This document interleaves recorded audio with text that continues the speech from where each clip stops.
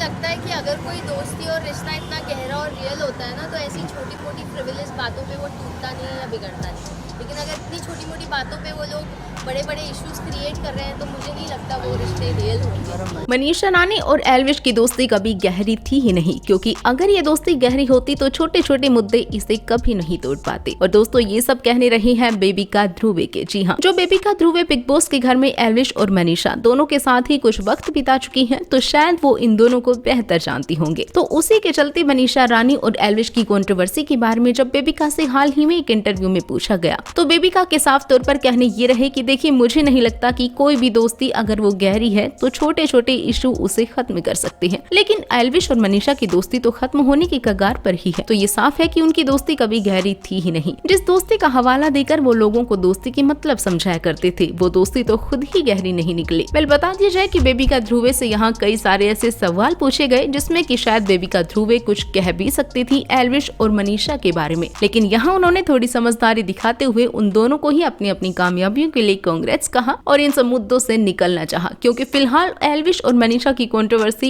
इस मोड पर आ चुकी है कि अगर कोई भी उनके बारे में कोई भी इंटरव्यू देता है तो वहीं लैमलाइट में आने लगता है, उनके बारे में कई सारे मुद्दे उठने लगते हैं, उनकी बीती बातें उखाड़ दी जाती हैं। तो इसीलिए हर कोई ये कोशिश कर रहा है कि इनकी कंट्रोवर्सी के बीच में ना ही आया जाए, क्योंकि एल्विश को तो कई बार ये देखा गया कि जिसके साथ उनके लड़ाई झगड़े होते नजर आते हैं, अगले ही पल वो एक दूसरे के साथ दोस्ती में नजर आ जाती है। तो आपके क्या कहने हैं, कमेंट सेक्शन में बताइएगा जरूर बेबिका ध्रुवे के इस इंटरव्यू पर। और इसी तरह से बने रहिएगा हमारे साथ और चैनल को सब्सक्राइब जरूर कर लीजिएगा।